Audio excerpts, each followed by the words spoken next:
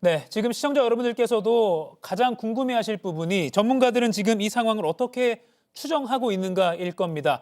전문가 연결해서 조금 더 자세히 짚어보겠습니다. 이영주 경일대 소방방재학과 교수 연결돼 있습니다. 교수님 나와 계시죠? 예, 예, 안녕하십니까. 연결 응해주셔서 고맙습니다. 먼저 예. 지금 이 시점에서 사고 원인 물론 추정의 영역입니다만 랜딩 기어가 작동하지 않은 점이 사고의 직접적인 원인으로 꼽히고 있습니다. 이에 동의하십니까?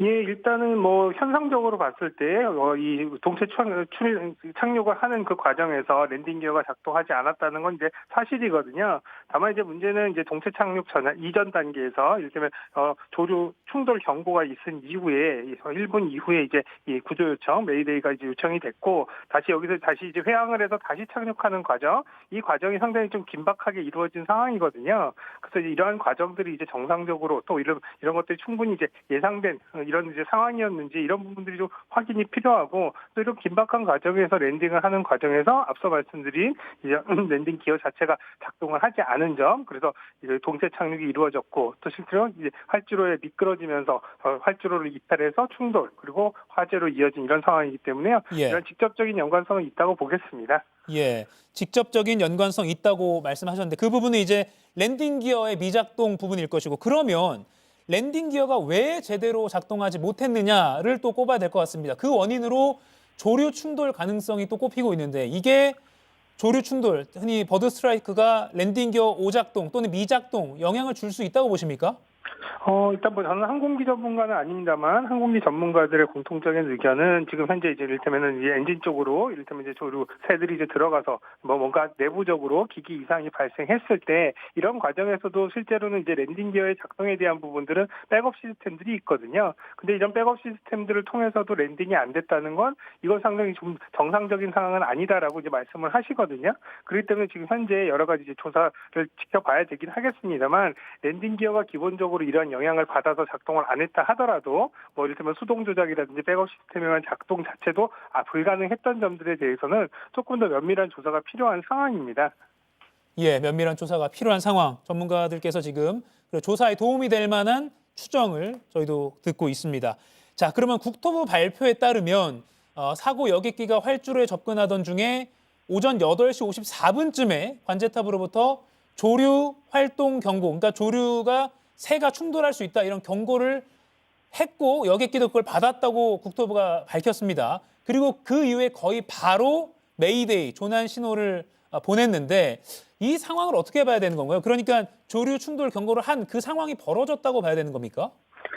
근데 이제 이 상황들은 조류 충돌 경고 같은 경우는 조류가 충돌할 수 있으니까 이런 것들을 예의주시하면서 정상적으로 이제 이를테면 랜딩을 해라라는 이제 의미로 받아들여야지 경고가 내려졌으니까 별도로 즉각적인 조치를 해라라는 의미는 아니었을 겁니다. 예. 그렇기 때문에 아마도 이제 이런 경고가 내려졌다 하더라도 아마도 착륙을 위한 준비를 하던 과정에 근데 그러니까 이제 이런 경고가 들은 이후에 1분 이내에 아마도 이제 이 구조에 대한 어떤 이제 이 연락이 온 것으로 보면 예. 그 사이에 뭔가 이제 일이 벌어졌다는 걸 이제 우리가 추정할 수가 있는데요. 그러한 추정이 버드 스트라이크가 이루어졌다라고 하는 이제 추정으로 대부분 지금 이제 하고 있는 상황이고요. 다만 이제 이렇게 상황이 발생하니까 이를테면 이제 이 활주로를 1번에서 19번으로 바꿔서 이렇게 이제 착륙을 하게끔 유도를 합니다. 다만 이제 이러한 과정에서도 청상적으로도 충분히 넓게 그리고 조금 더 시간을 여유를 두고 다시 이제 랜딩을 하게끔 하는 과정인데 여기서는 거의 한 2분 만에 터널해서 이렇게 이제 랜딩을 하는 과정으로 이어졌거든요. 예. 그러니까 이 상황들은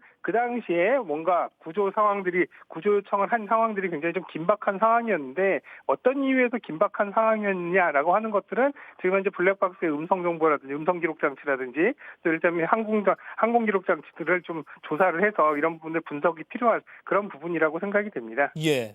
그 말씀하신 긴박한 상황, 그러니까 조류 충돌 이후, 경고 이후에 바로 메이데이를 했고 그리고 불과 몇 분 뒤에 바로 충돌로 이어진 그 긴박했던 상황을 일으킨 게 무엇이냐를 또 추정을 했을 때 네. 현재 영상 등을 통해서 추정하면 조류 충돌로 인해서 오른쪽 엔진이 고장났을 것이다라고 추정이 되고 있는데 네. 또 한간에는 한쪽 엔진 고장난 걸로는 사실 네. 조종사들이 한쪽 엔진 고장난 상황을 가정해서 이륙하는 그런 상황은 충분히 연습을 하기 때문에 문제가 이렇게까지 커지진 않은 것이다라고도 많이 추정을 하고 있기 때문에요. 혹시 네, 두 맞습니다. 엔진이 모두 고장났을 가능성도 염두에 두고 계십니까? 근데 그럴 상황들은 상당히 좀 이례적이라서 두 양쪽 다 이런 부분들에 조류 스트라이크에 노출됐을 것이다. 이렇게 이제 보긴 좀 어려울 수는 있고요. 다만 이제 그 당시에 이 비행기 상태를 아래쪽에서 찍은 사진들을 보면, 예.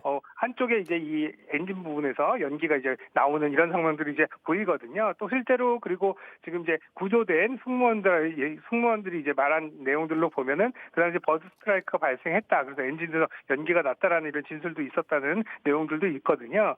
그래서 이런 부분들이 한쪽에 엔진에 문제가 생겨서 이런 부분들이 이제 문제가 생긴 상황에서 이제 랜딩을 하는 과정이었던 걸로 보이는데요. 예. 다만 이제 이게 일반적인 상황이 아니라 빨리 또 조치를 해야 되고 빨리 이제 착륙을 해야 되는 긴박한 상황으로 이어졌기 때문에 단순히 엔진이 한쪽에 문제가 생긴 거에 더해서 또 다른 어떤 변수가 있었던 것으로 이제 추정할 수는 있겠거든요. 근데 예. 그 변수가 무엇인지는 지금 현재 상황 알려진 상황으로는 좀 추정하기 좀 어려운 그런 상황입니다. 예. 지금 이영주 교수께서는 엔진 두 개가 다 고장났을 가능성은 크지 않고 한쪽 엔진 고장 정도에서 추가적으로 어떠한 요인이 있었을 다른 것이다. 변수. 이렇게 네. 분석을 하셨습니다. 그러면 마지막 질문입니다. 사고 항공 기체에 대한 조사가 진행이 될 텐데 바로 그 부분 어떠한 요인 때문에 한쪽 엔진 고장 상태에서 이렇게 큰 참사까지 이어졌느냐 뭐 이런 부분이 중점적으로 조사가 돼야 될까요?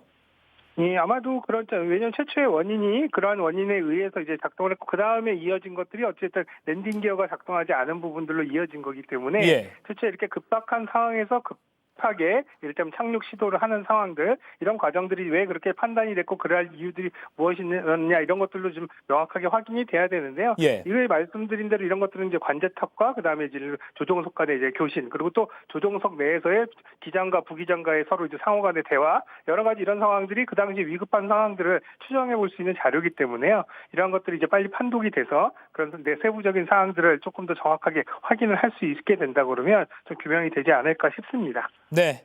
알겠습니다. 이영주 경일대 소방방재학과 교수와 이야기 나눠봤습니다. 연결 응해주셔서 고맙습니다. 예, 감사합니다.